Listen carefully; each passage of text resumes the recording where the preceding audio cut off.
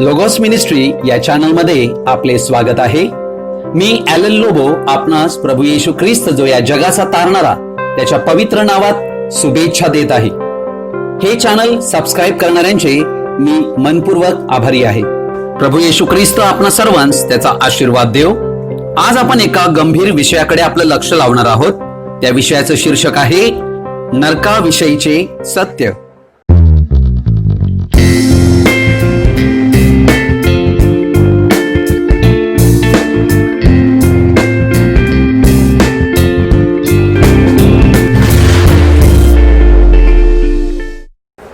इब्री locus पत्र याचा 9 अध्याय 27 वचन म्हणते, ज्या अर्थी माणसांना एकदाच मरणे व त्यानंतर न्याय होणे नेमून ठेवले आहे.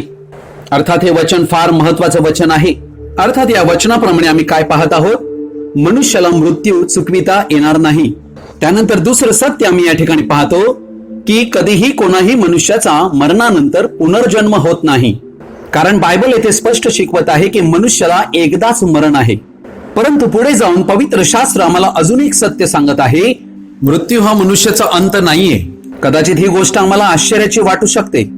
वचन या ठिकाणी स्पष्ट शिकवत आहे, मृत्यूनंतर प्रत्येक मनुष्याचा न्याय ठरलेला आहे. अर्थात या वचनावरून आम्हाला असे कळत आहे की या जगात जन्मलेल्या प्रत्येक व्यक्तीला देवाला हिशोब द्यावा लागणार आहे. देव प्रत्येक व्यक्तीचा हिशोब न्याय करताना घेणार आहे व हा न्याय पांढऱ्या सिंहासनाचा न्याय संबोधण्यात आलेला आहे. याविषयीचं वर्णन प्रकटीकरणाचं पुस्तक 20 अध्याय 11 ते 15 वचनात आम्हाला आढळते. हा न्याय अशा प्रकारचा न्याय असेल जसा कोर्टामध्ये न्याय करण्यात येतो. परंतु कोर्टामध्ये वशिलेबाजी चालते तशा प्रकारची वशिलेबाजी देवाजवळ चालत नाही. देव हा न्यायाधीश आहे आणि तो संपूर्ण जगातील लोकांचा न्याय करणार आहे. अर्थात हा न्याय कोण करणार आहे? जो जगाचा तारणारा बनला होता, म्हणजेच प्रभू येशू ख्रिस्त, तोच या जगाचा प्रत्येक व्यक्तीचा न्याय करील. योहान सुवर्तमान 5 अध्याय 28 आणि 29 वचन मी वाचत आहे. याविषयी आश्चर्य करू नका, कारण कबरेंतील सर्व माणसे त्याची वाणी ऐकतील आणि ज्यांनी सत्कर्मे केली ते जीवनाच्या पुनरुत्थानासाठी व ज्यांनी दुष्कर्मे केली ते न्यायाच्या पुनरुत्थानासाठी बाहेर येतील. अशी वेळ येत आहे. अर्थात 2 पुनरुत्थान आहे. पहिले पुनरुत्थान हे जीवनाचे पुनरुत्थान येशू ख्रिस्ताच्या नवरीसाठी म्हणजे मंडळीसाठी आहे आणि दुसरे पुनरुत्थान हे न्यायाचे पुनरुत्थान आहे, ज्यामध्ये जगातील सर्व दुष्ट लोक आणि बरे लोक हे देखील त्या ठिकाणी दुसऱ्या पुनरुत्थानामध्ये देवासमोर न्यायासाठी उभे राहतील, जेथे शेरडे आणि मेंढरे असतील. हे ते दुसरे पुनरुत्थान आहे. या ठिकाणी एक दिवस देवाने निवडलेला आहे. त्यावेळेला देव प्रत्येक मनुष्याचा न्याय पांढऱ्या सिंहासनावरून करणार आहे. हाच तो दिवस ज्या दिवशी संपूर्ण मानव जातीचा न्याय होईल. तेव्हा मनुष्याचे अंतिम ठिकाण घोषित करण्यात येईल. एक ठिकाण असेल स्वर्ग राज्य, ज्यांना सार्वकालिक जीवन प्राप्त झालेलं आहे, आणि दुसरं ठिकाण आहे नरक, जेथे नरकाग्नी पेटविण्यात येणार आहे आणि त्या ठिकाणी मनुष्याला शिक्षा, पीडा, यातना युगानुयुग भोगाव्या लागणार आहेत. अर्थात कैक लोकांचा स्वर्ग आणि नरक या गोष्टींवर विश्वास नाहीये. अर्थात हवा दिसत नाही, तिला रंग नाही, रूप नाही, यावरून तिला न मांडण्याने काही फरक पडत नाही. तिचं अस्तित्व तर आहेच. मनुष्याच्या मांडण्याला आणि न मांडण्याला देव काही अर्थ देत नाही. आमच्या न मांडण्याने नरक गायब होऊ शकत नाही. म्हणूनच आज आम्ही या नरकाविषयीच्या सत्याविषयी आज आम्ही अभ्यास करणार आहोत. आपलं लक्ष याकडे लावा. परमेश्वर पवित्र आत्म्याद्वारे आमचं सहाय्य करो. करंथीकरास दुसरे पत्र 12 अध्याय आणि दुसऱ्या वचनात 3 स्वर्ग त्या ठिकाणी आम्हाला आढळतात. हे एक 6वे आणि 7वे आयाम आहे, ज्यामध्ये देव स्वतः राहतो व त्याचे देवदूत राहतात आणि ख्रिस्तामध्ये झोपी गेलेलेही वास करण्याचं ठिकाण आहे, ज्याला सुखलोक पॅराडाईस म्हणतात, जे 6व्या आयामामध्ये आहे. त्यानंतर आम्ही आमचं जग पाहतो, म्हणजे जे आम्ही आज या पृथ्वीवर मानवी देहामध्ये आहोत. अर्थात आम्ही या पृथ्वीवर 4 आयामामध्ये वास करीतो. पहिलं आयाम प्रकाश आहे, दुसरं आयाम वेळ आहे, तिसरा आयाम भौतिक वस्तू म्हणजे वनस्पती जीवन व प्राणी मात्रांचं जीवन व मनुष्यांचं जीवन ही अशाच प्रकारे 16 मूलभूत तत्वांतून बनविलं गेलेलं आहे. त्यानंतर चौथं डायमेन्शन म्हणजे आयाम आम्ही पाहतो. हा सायन्स टेक्नॉलॉजीचं आयाम आहे. त्यानंतर एक तिसरं जग आम्हाला आढळते आणि ते 5व्या आयामामध्ये राहते. फिलिपिकरास पत्र याचा 2 अध्याय 10 आणि 11 वचनात आम्हाला असं आढळते की त्या ठिकाणी स्वर्गात, पृथ्वीवर व पृथ्वी खाली प्रत्येक गुडघा येशूच्या नावाने टेकला जावा असे म्हटले आहे. अर्थात हे 5वं अय्याम हे पृथ्वी खालचं अय्याम आहे, ज्याला दुरात्म्याचं जग, दुष्ट आत्म्यांचं जग संबोधलं गेलेलं आहे, अर्थात नरकाचे ठिकाण. उत्पत्तीचं पुस्तक 1 अध्याय आणि याच्या पहिल्या 2 वचनात आम्हाला असं आढळते की देवाने आकाश आणि पृथ्वी निर्माण केली, परंतु ही पृथ्वी आकारविरहित व शून्य होती आणि जलनिधीच्या पृष्ठभागावर अंधकार होता. इंग्लिश मध्ये फार सुंदर दिलेलं आहे, the darkness was upon the face of the deep असं म्हटलेलं आहे. याचा अर्थ असा आहे की पृथ्वीच्या खाली अशी काहीतरी बनविली गेलेली जागा आहे, ज्याला अथांग डोह म्हणण्यात आलेला आहे. लुसिफर नावाचा व्यक्ती, ज्याने स्वर्गामध्ये बंडाळी करून करोडो दूत आपल्या बरोबर बंडाळीत सहभागी केले. लुसिफर जो सैतान बनला, तो व त्याचे दूत हे देवाच्या उपस्थितीत राहू नये म्हणून त्यांना खाली फेकण्यात आले. त्यावेळी देवाने पृथ्वी खाली हे ठिकाण बनविले होते. अर्थात नरक म्हणजे 5वे अय्याम हे पृथ्वीच्या खालचाच भाग आहे. म्हणजे या ठिकाणी आम्ही पाहत आहोत की अग्नी आणि त्यावर देवाने पाण्याचा थर ठेवला आहे, ज्याद्वारे तो पृथ्वीला थंड करीतो. गणना 16 अध्याय आणि याच्या 30व्या वचनाप्रमाणे अधोलोक पृथ्वीच्या खाली आहे. कोरा, दाथान, अभिराम आणि त्याचे कुटुंबीय संपत्तीसह त्या ठिकाणी अधोलोकात जिवंत उतरले असं देवाचं वचन या ठिकाणी सांगते. योबाचं पुस्तक 26 अध्याय आणि 5वं वचन म्हणते, मृतांची प्रेते जलनिधीच्या व जलचरांच्या खाली थरथरा कापत आहेत. अर्थात देवाने योबाला हे प्रकट केलं की 5वं अय्याम नरक, अधोलोक हे पाण्याखाली आहे. योनाचं पुस्तक 2 अध्याय आणि 6वं वचन इथे शिकवत आहे की हा अधोलोक पर्वतांच्या खाली आहे. योना हा पर्वताच्या तळाशी गेला होता. अर्थात या 3ही भागात आम्ही पाहिलं की पृथ्वीच्या खालील भागात हे 5वे अय्याम आहे, दुरात्म्याचे जग आहे. पृथ्वी खालच्या या स्थळाला बायबलमध्ये 5 वेगवेगळ्या शब्दामध्ये वर्णन करण्यात आलेलं आहे. पहिला आहे शेयॉल. हा 65 वेळा शब्द वापरला गेलेला आहे, परंतु इंग्लिशमध्ये 31 वेळा नरक असा तो भाषांतरित केला गेला आहे आणि काही ठिकाणी कबर म्हणूनही भाषांतरित केला गेला आहे. दुसरा शब्द आहे हेडेस, म्हणजे अधोलोक. सार्वकालिक जीवन प्राप्त न झालेले लोक ज्या ठिकाणी जातात तेच हे ठिकाण. प्रकटीकरण याचा 6वा अध्याय 8वं वचन, मग मी पाहिले तो एक फिकट रंगाचा घोडा आणि त्याच्यावर बसलेला पुरुष माझ्या दृष्टीस पडला. त्याचे नाव मृत्यू, म्हणजे एक पुरुष आहे आणि त्याचं नाव मृत्यू आहे, लक्षात घ्या. आणि अधोलोक त्याच्या पाठोपाठ चालला आहे. हा आमच्या काळातील ख्रिस्त विरोधक आहे, जो अशा प्रकारे फिक्क्या घोड्यावर स्वार आहे. संपूर्ण पृथ्वी त्याला नमन करणार आहे. अधोलोकात तो घेऊन जाणार आहे. हे ते चित्र आहे. त्यानंतर 3रे ठिकाण आहे ज्याला टार्टरस संबोधण्यात आलेला आहे. अर्थात नरकामध्ये 5व्या अय्यामामध्ये वेगवेगळे स्तर आहेत. टार्टरस हे स्थळ सर्वात खालचे आहे, जेथे फार दुष्ट आत्मे, पतित स्वर्गदूत बांधले गेलेले आहेत. यहुदाचं पत्र 6वं वचन म्हणते, ज्या देवदूतांनी आपले अधिकारपद न राखता आपले वस्तिस्थान सोडले, त्यास त्याने निरंतरच्या बंधनात निबिड काळोखामध्ये महान दिवसाच्या न्यायाकरिता राखून ठेवले. अर्थात या ठिकाणी आम्ही दुरात्मे पाहत आहोत, जे स्वर्गातनं खाली फेकण्यात आले होते, जे पूर्वी दूत होते, परंतु त्यांचं रूपांतर दुरात्म्यामध्ये, दुष्ट आत्म्यामध्ये झाले. आणि हे फार भयंकर आत्मे आहेत. हे अत्यंत दुष्ट असल्या कारणाने त्यांना कायमचे कोंडून ठेवण्यात आलेले आहे. म्हणून आम्हाला या ठिकाणी दिसत आहे निरंतरच्या बंधनामध्ये व निबिड काळोखामध्ये महान दिवसाच्या न्यायाकरिता राखून ठेवलेले आहेत. लक्षात घ्या. पेत्राचे 2 पत्र 2 अध्याय आणि याचं 4थं वचन म्हणते, कारण ज्या देवदूतांनी पाप केले त्यांची देवाने गय केली नाही, तर त्यास नरकात टाकले आणि न्याय निवडाकरिता राखून अंधकारमय खाड्यात ठेवले. अर्थात हा एक वेगळा समूह आणि गट आहे, ज्यांना कायमचे कोंबून ठेवण्यात आलेले आहेत. आजही ते अशाच प्रकारे बंदिस्त आत्मे आहेत. दुसरा एक समूह आम्हाला आढळतो आणि ते दुरात्मे मोकळे सोडलेले आहेत, कार्यक्षम दुरात्मे आहेत. यांचं वर्णन इफिसकरास पत्र 6वा अध्याय याच्या 12व्या वचनात आम्हाला आढळते.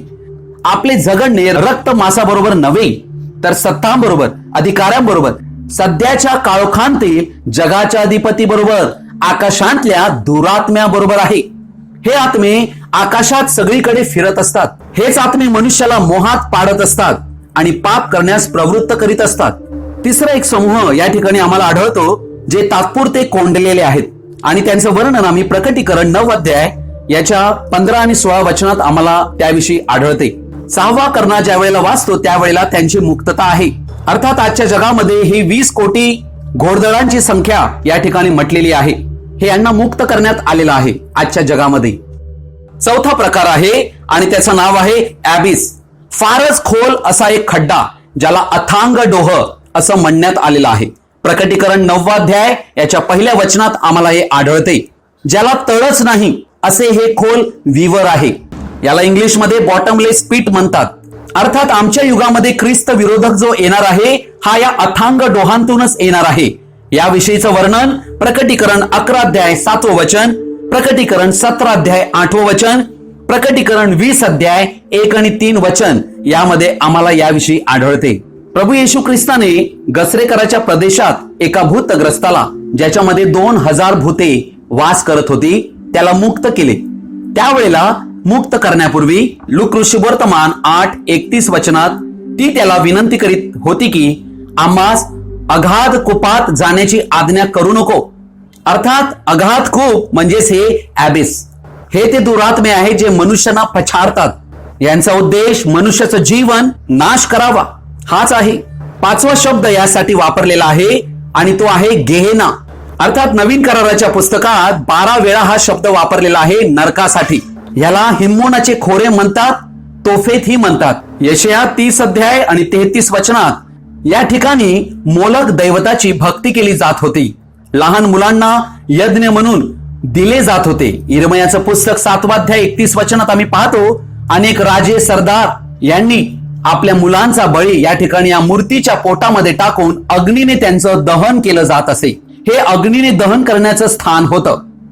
बर्मुडा ट्रँगल नावाचं ठिकाण आमच्यापैकी बहुतेकांना परिचित आहे.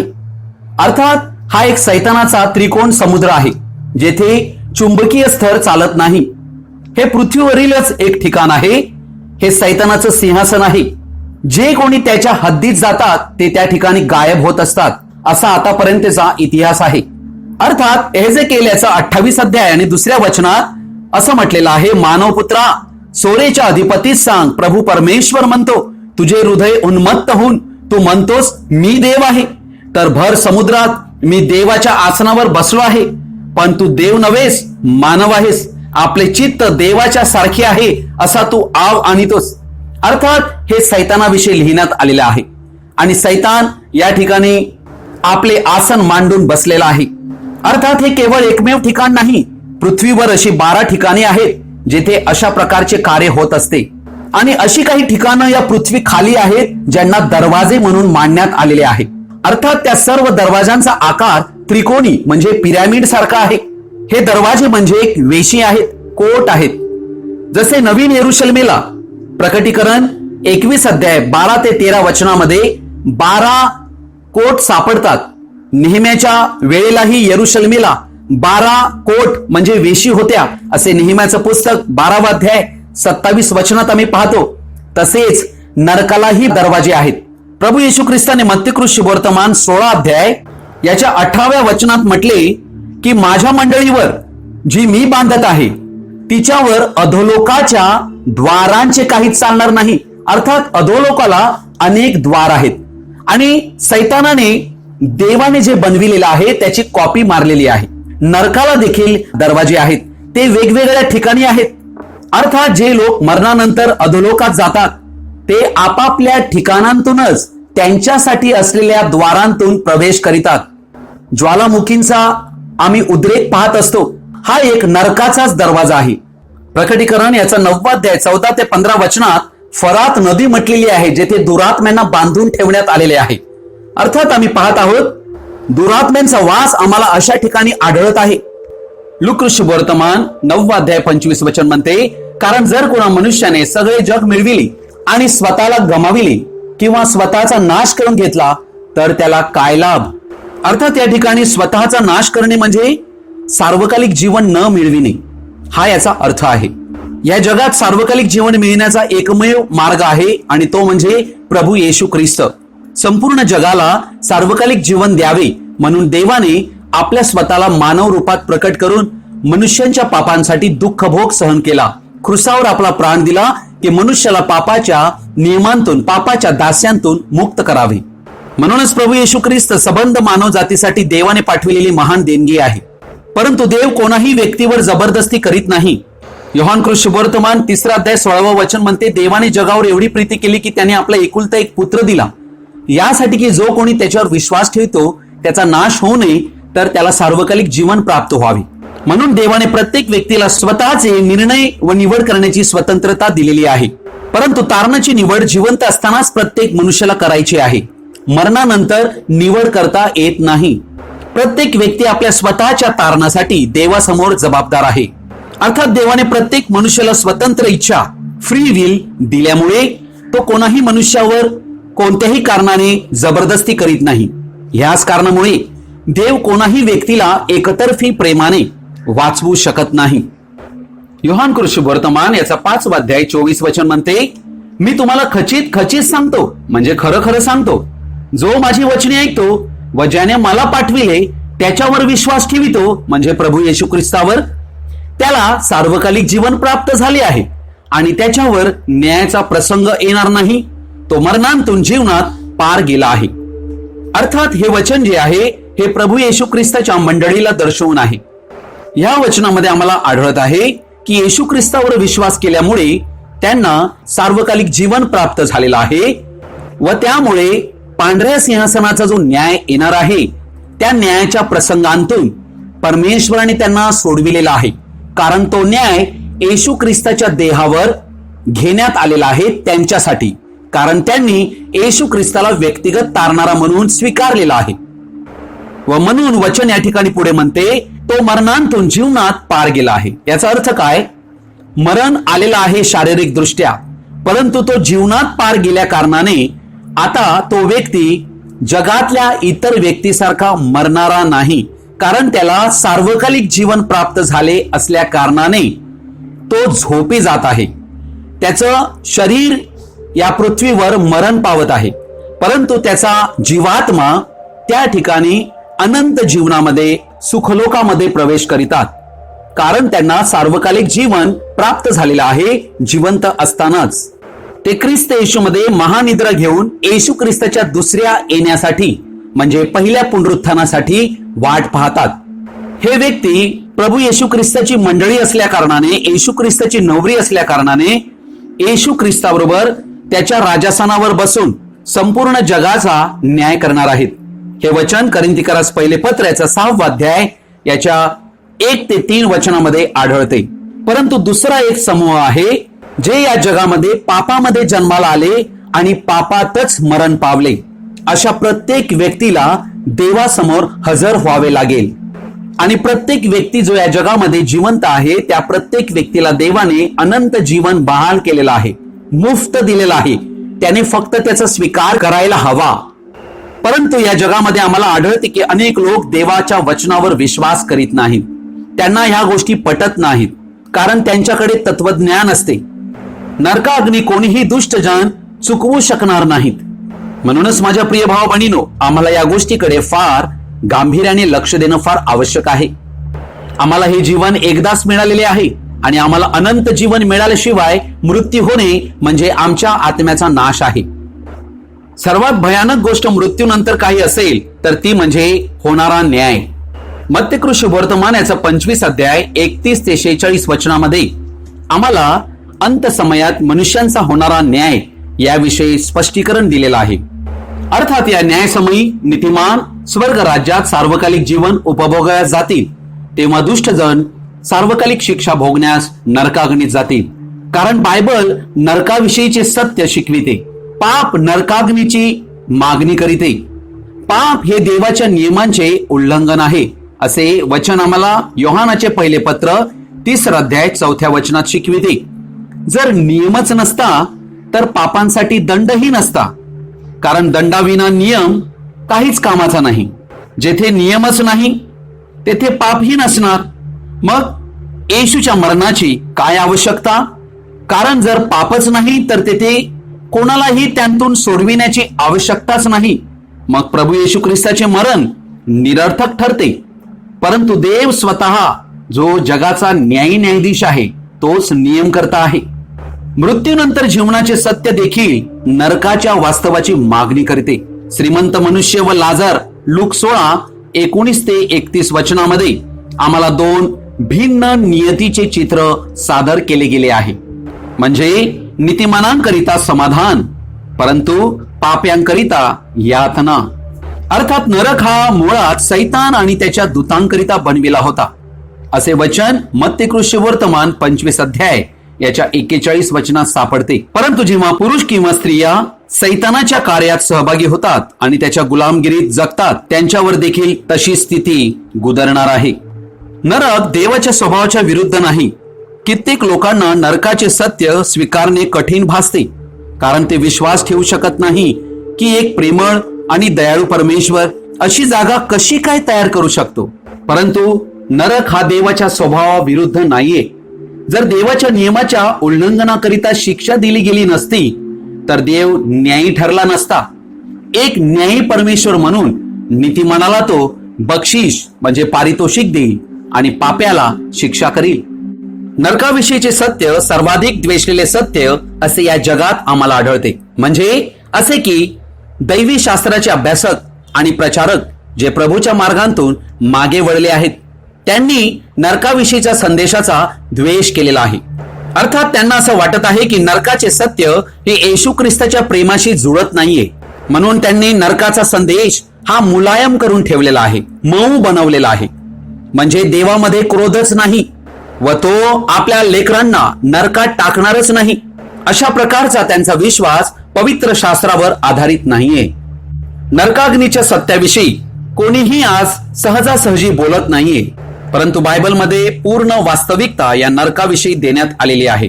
देव हा अतिपवित्र देव आहे व त्याच्या क्रोधाची कल्पना पूर्णतः बायबलमध्ये आम्हाला आढळते. अर्थात नरक म्हणजे पापाविरुद्ध देवाचा क्रोध. नरकाग्नी हे देवाच्या क्रोधाचं चित्र आहे, पाप आणि अनितिमत्वाविषयी देवाचा असणारा न्याय. नरक कसा आहे? नरक चिरस्थायी आहे. अर्थात नरकाग्नी हा युगानुयुग पेटविला जाणार आहे. अर्थात याला फॉरेव्हर म्हणतात. नरक हा इटर्नल नाहीये. देव केवळ एकमेव व्यक्ती आहे जो इटर्नल म्हणजे सार्वकालिक आहे. सार्वकालिक म्हणजे ज्याची सुरुवात नाही आणि ज्याचा अंत नाही. पापाची सुरुवात आहे म्हणून पापाचा अंतही आहे. तसेच नरकाला सुरुवात आहे आणि नरकाचा अंतही आहे. अर्थात नरक हे एक आध्यात्मिक आयाम आहे, डायमेन्शन आहे. हे एक अंधकाराचे ठिकाण आहे. नरक अजूनपर्यंत पेटविण्यात आलेला नाही, परंतु मनुष्यांचा न्याय ज्या वेळेला होईल हा नरक पेटविण्यात येणार आहे. प्रकटीकरण याचा 20 अध्याय 13 वचनापासून मी वाचत आहे. तेव्हा समुद्राने आपल्यामधील मृत मनुष्यांस बाहेर सोडले. मृत्यू आणि अधोलोक यांनी आपल्यातील मृतांस बाहेर सोडले आणि ज्यांच्या त्यांच्या कृत्याप्रमाणे प्रत्येकाचा न्याय ठरविण्यात आला. तेव्हा मरण व अधोलोक ही अग्नीच्या सरोवरात टाकली गेली. अग्नीचे सरोवर हे दुसरे मरण होय. ज्या कोणाचे नाव जीवनाच्या पुस्तकात लिहिलेले सापडले नाही तो अग्नीच्या सरोवरात टाकला गेला. हे अग्नीचे सरोवर म्हणजेच नरकाग्नी आहे. अर्थात नरकामध्ये असणाऱ्या लोकांना हे दर्शविण्यात येते त्या लोकांना देवाने कायम त्यागलेला आहे. त्यांना देवाने पूर्णतः सोडून दिलेला आहे. ते देवापासून दूर गेलेले आहेत. त्यांच्यासाठी कोणीही दयेची याचना करू शकणार नाही किंवा त्यांच्या सुटकेची आशाच नाही, असे हे ठिकाण. नरकाग्नीविषयी येशूने अनेकदा चेतावणी आपल्या प्रचारात या विषयावर दिलेली आहे. मत्तेकृष्य वर्तमान 13 अध्याय 42 वचन म्हणते, त्यांना अग्नीच्या भट्टीत टाकतील, तेथे रडणे व दात खाणे चालेल. अर्थात या ठिकाणी नरकाग्नीला, अग्नीच्या सरोवराला अग्नीचे भट्टी संबोधलं गेलेलं आहे आणि तेथे रडणे आणि दात खाणे या गोष्टीचं वर्णन करण्यात आलेलं आहे. मार्क वर्तमान 9 अध्याय याच्या 45 वचनापासून मी वाचत आहे. तुझा पाय तुला पापास प्रवृत्त करीत असेल तर तो तोडून टाक. 2 पाय असून नरकात टाकले जावे यापेक्षा पंगू होऊन जीवनात जावे हे तुझ्या हिताचे आहे. तुझा डोळा तुला पापास प्रवृत्त करीत असेल तर तो उपटून टाक. 2 डोळे असून जेथे त्यांचा किडा मरत नाही व अग्नी विझत नाही अशा नरकात टाकले जावे यापेक्षा एक डोळ्या होऊन देवाच्या राज्यात जावे हे तुझ्या हिताचे आहे. अर्थात या ठिकाणी 48 वचन आम्हाला स्पष्ट सांगत आहे की हा नरकाग्नी जो आहे हा कधी विझत नाही. या अग्नीमध्ये प्रकाश नाही. हा अग्नी एक विचित्र आहे. हा एक आध्यात्मिक अग्नी आहे. या अग्नीमध्ये मनुष्य जळत आहे आणि वचन इकडे सांगत आहे की किडा मरत नाही. म्हणजे एखादी वस्तू या जगात भाजल्यावर, जळल्यावर, अग्नीत टाकल्यावर मरून जाते, परंतु या ठिकाणी मरण नाही येत. या ठिकाणी जळतच राहते. वेदना, यातना भोगाव्या लागतात. ह्या अग्नीपासून सुटका होत नाही. नरकाग्नी ही केवळ एक कैद नसून दंड आहे. देवाचा सूड आहे ज्याची आम्ही कल्पनाच करू शकत नाही. प्रकटीकरण 14 अध्याय 11 वचन याविषयी अजून काय म्हणते? त्यांच्या पिढेचा धूर युगानयुग वर जातो. बघा, युगानयुग ते या अग्नीमध्ये पेटत राहतील. आणि जे श्वापदाला व त्याच्या मूर्तीला नमन करीतात त्यांस, आणि जो कोणी त्याच्या नावाची खून धारण करून घेतो त्यास रात्रंदिवस विश्रांती मिळत नाही. याचा अर्थ काय? विश्रांती मिळत नाही. बघा, मरण पावल्यानंतर आम्ही हा शब्द ऐकतो, रेस्ट इन पीस, RIP. परंतु ज्यांना विश्रांतीच नाही, ज्यांना पीसच मिळाली नाही, ते रात्रंदिवस त्या ठिकाणी यातना भोगत राहतील आणि त्यांचा धूर युगानयुग वर येतो, असे वचन या ठिकाणी म्हणते. अर्थात त्या ठिकाणी विश्रांती नसल्याने तेथे मुक्ती असणारच नाही. अर्थात पिढ्यानपिढ्या हा जळणारा नरकाग्नी पापाला आणि मरणाला पूर्णतः समाप्त करून टाकेल. लूका शुभवर्तमानामध्ये आम्ही 16व्या अध्यायामध्ये एक श्रीमंत व्यक्ती आणि गरीब लाजर फोडांनी भरलेला तो आम्ही पाहतो. हा श्रीमंत व्यक्ती आजही अंतिम न्यायाची वाट अधोलोकामध्ये पाहत आहे व यातना भोगत आहे. येशूने याविषयीचं वर्णन 2000 वर्षापूर्वी केलेलं आहे. हा श्रीमंत व्यक्ती त्या वेळेला यातना भोगीत होता. आजही न्यायाची वाट पाहत तो यातना भोगत आहे अधोलोकामध्ये. त्याला असे वाटत आहे की कोणीतरी एक पाण्याचा थेंब टाकून माझी जीभ थंड करावी, परंतु तो पाण्याचा थेंब ही त्याला त्या ठिकाणी मिळत नाही. आजही अधोलोकात असलेले जीव अंतिम न्यायाची वाट पाहत आहेत. नरकामध्ये कोण जाईल याविषयी वर्णन आम्हाला आढळते. पवित्र शास्त्रात काय म्हटलेलं आहे? मत्ती शुभवर्तमान 25 अध्याय 41 वचन म्हणते, मग डावीकडच्यांसही तो म्हणेल, अहो शापग्रस्त हो, माझ्यापुढून निघा आणि सैतान व त्याचे दूत यांच्यासाठी जो सार्वकालिक अग्नी सिद्ध केला आहे त्यात जा. अर्थात या ठिकाणी आम्हाला असे स्पष्ट दिसते की नरक जो आहे हा सैतान आणि त्याचे दूत यांच्यासाठी बनविला होता.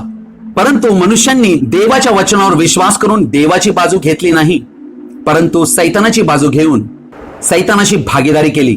म्हणून या ठिकाणी जी दुष्ट गणली जातात ती या ठिकाणी नरकाग्नीत प्रवेश करतील. प्रकटीकरण 21 अध्याय 8 वचन मी आपणा पुढे वाचत आहे. परंतु भेकड म्हणजे डरपोक लोक, जे अशाच प्रकारे आज या समाजातील लोकांना घाबरतात, प्रभूसाठी पाऊल उचलत नाहीत, लोकांना घाबरत आहेत, त्यांना भेकड म्हटलेलं आहे. विश्वास न ठेवणारे, अमंगळ, खून करणारे, जारकर्मी, चेटकी, मूर्तीपूजक व सर्व लबाड माणसे यांच्या वाट्यास अग्नीचे व गंधकाचे सरोवर येईल. हेच ते दुसरे मरण आहे. मनुष्याला देवाने 3 भागात निर्माण केले, शरीर, जीव, आत्मा. पृथ्वीवरील प्रत्येक व्यक्ती पापात जन्मलेला आहे व तो नश्वर आहे, अर्थात विनाशी आहे. म्हणजे मनुष्याचे 3ही अवयव, शरीर, जीव आणि आत्मा, हे विनाशी, मॉर्टल आहेत. परंतु मनुष्याला एक संधी जीवनामध्ये मिळालेली आहे. मनुष्याचा सृष्टीचा निर्माण करता देवाशी जर समेट होतो तर त्याला पापक्षमा, पापमोचन आणि पापमुक्ती याचा अनुभव घडतो. आणि येशू ख्रिस्ताद्वारे अतिपवित्र व अनमोल रक्ताद्वारे त्याला अनंत जीवन प्राप्त होते. म्हणजेच त्या मनुष्याच्या जीवात्म्याला अनंत जीवन लाभते. याचे वर्णन योहान शुभवर्तमान 11 अध्याय 25 ते 26 वचनात करण्यात आलेले आहे. मनुष्याचा पहिला मृत्यू हा देहामध्ये होत असतो. म्हणजे हा एके वेळेचा अनुभव आहे. शरीरांतून श्वास निघून जातो आणि मनुष्य मातीस परत मिळतो. तो आपला जीवात्मा सोडून देतो आणि जीवात्मा एका वेगळ्या जगामध्ये निघून जातो. प्रभू येशू ख्रिस्ताचा मृत्यू अखिल मानवजातीला दुसऱ्या मृत्यूच्या सत्तेतून वाचविण्यासाठी झाला. अर्थात दुसरा मृत्यू म्हणजे काय? दुसरा मृत्यू हा जीवात्म्याचा समूळ नाश आहे, जो नरकाग्नीद्वारे करण्यात येईल. ज्याला गंधकाचे व अग्नीचे सरोवर असे म्हणण्यात आलेले आहे. याविषयीचं वर्णन प्रकटीकरण 20 अध्याय याच्या 10व्या वचनात आम्हाला आढळते. दुसऱ्या मृत्यूचे वर्णन प्रकटीकरणाच्या पुस्तकात आम्हाला आढळते. अर्थात दुसरा मृत्यू अजून भविष्यात आहे, जेव्हा या जगातील सर्व लोकांचा न्याय जगाचा न्यायाधीश म्हणून देव स्वतः करील. त्यावेळेला दुसरा मृत्यू दुष्ट लोकांना देण्यात येईल.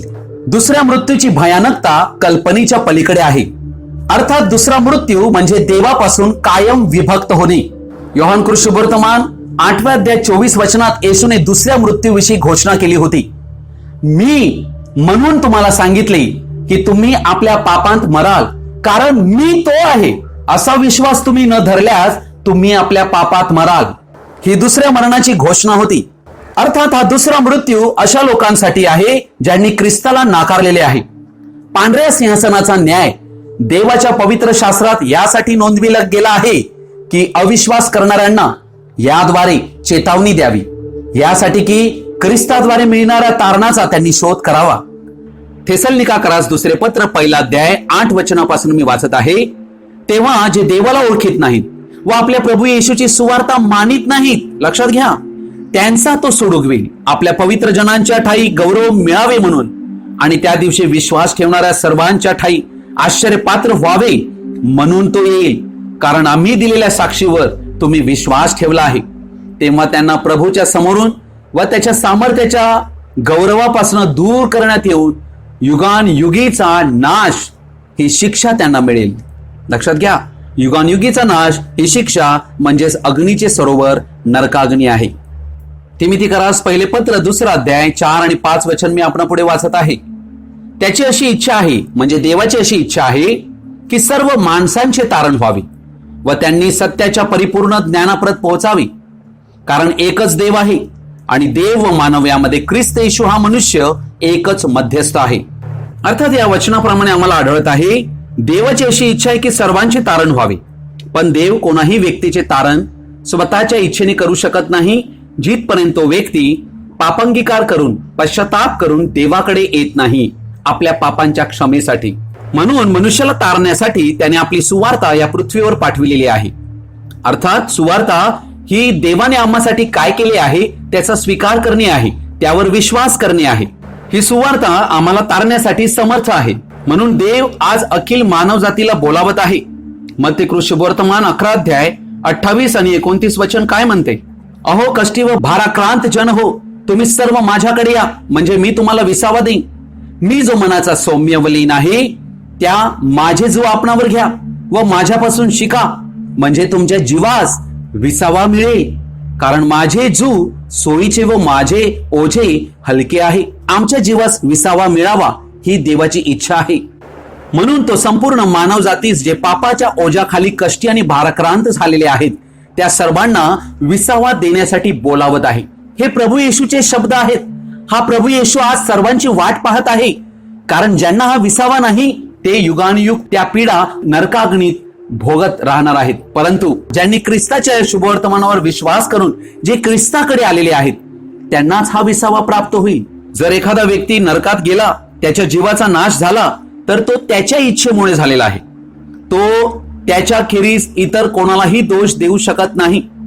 अर्थात आजच्या जगात आम्हाला आढळत आहे की मनुष्य देवाची सुवार्ता मानत नाहीत, नकार देत आहेत किंवा ते देवाच्या इच्छेत शरण येत नाहीत. आज अनेक लोकांना देवाच्या वचनाची योग्य समज नसल्या कारणाने अनेक लोक नास्तिक आहेत, देवाला न मानणारे आहेत. त्यांचा देवावर विश्वासच नाही. अविश्वासाचं जीवन ते जगत आहे. अनेक लोकांकडे पोकळ तत्वज्ञान आहे. ह्या कारणामुळे ते आंधळे झालेले आहेत आध्यात्मिक दृष्ट्या. त्यांना हे माहित नाही की मृत्यू जो त्यांना येणार आहे त्यानंतर काय होणार आहे याची त्यांना जाणीवच नाहीये. नरक हे वास्तव आहे. त्याच्या यातना पाप्यांसाठी वाट पाहत आहेत. तुम्ही ख्रिस्त येशूवरील विश्वासाद्वारे आणि त्याच्या वचनाच्या आज्ञा पालनाद्वारे नरकाग्नीच्या यातनेपासून सुटू शकता. ख्रिस्ताकडे जर आम्ही पापांगीकार करून खऱ्या पश्चाताप हृदयाने येऊ तर तो आम्हाला सर्व पापाच्या दोषापासून शुद्ध करील व सार्वकालिक जीवन तो आम्हाला देईल. मार्क शुभवर्तमान 16 अध्याय 16 वचन म्हणते, जो विश्वास धरितो व बाप्तिस्मा घेतो त्याचे तारण होते. जो विश्वास धरीत नाही तो दंडास पात्र ठरितो. आज तुम्हाला आणि आम्हाला तारणाकडे देव बोलावित आहे. ही एक आनंदाची बातमी आहे की अजूनही आमच्यासाठी वेळ आहे. जर आम्ही प्रभू येशू ख्रिस्ताला आमचा व्यक्तिगत उद्धार करता तारणारा म्हणून जर स्वीकार करू व आमच्या जीवनाचा प्रभू असे आम्ही त्याला बनवू व त्याची आज्ञा पाळण्यासाठी त्याच्या वचनाप्रमाणे करण्यासाठी आम्ही आपलं जीवन जर व्यतीत करू तर तुम्हाला नरकाचे तोंड कधीही पाहायला मिळणार नाही. प्रभू येशू ख्रिस्त हाच मार्ग, सत्य आणि जीवन आहे आणि जो त्याच्यावर विश्वास करीतो त्याचा कदापि नाश होणार नाही. हे सर्व सांगण्याचा उद्देश तुमचा नाश होऊ नये व तुम्ही नरकाग्नीच्या शिक्षेस पात्र ठरू नये हाच आहे. तुम्हाला अनंत जीवन मिळावे हीच माझी इच्छा आहे. हे माझ्या स्वर्गीय पित्या, मी तुझे आभार मानतो. आज माझ्या या भावांनी बहिणींनी तुझं वचन ऐकलेलं आहे. नरकाविषयीची सत्य याची जाणीव त्यांना झालेली आहे. आज प्रभू येशू मी त्यांना तुझ्या पवित्र हाती देत आहे. पवित्र परमेश्वरा, तू त्यांच्यावर दया कर, कारण तू दयाळू पिता आहेस. तुझी इच्छा आहे की सर्व मनुष्यांचे तारण व्हावे आणि सर्वांनी सर्वत्र पश्चाताप करावा. या माझ्या भावांना बहिणीला सैतानाच्या बंधनातून कायमच आजाद कर की ते तुला आपला प्रभू, आपल्या जीवनाचा धनी म्हणून स्वीकारतील. म्हणून मी त्यांना तुझ्या हाती देत आहे. हे पवित्र परमेश्वरा, या क्षणापासून तू त्यांचा ताबा घे आणि त्यांचं जीवन पूर्णपणे मुक्त कर. तुझा प्रकाश त्यांच्या जीवनात दे. ही प्रार्थना मी प्रभू येशू ख्रिस्ताच्या नावाने करतो. आमेन. प्रभू येशू ख्रिस्ताची कृपा तुम्हावर असो. आमेन. हा संदेश आपण शेवटपर्यंत पाहिल्याबद्दल मी आपला आभारी आहे. जर हा संदेश तुम्हाला आवडला असेल तर लाईक करा, शेअर करा व सबस्क्राईब करा, म्हणजे आमचे पुढील व्हिडिओज देखील तुम्हाला मिळत राहतील. थँक्यू.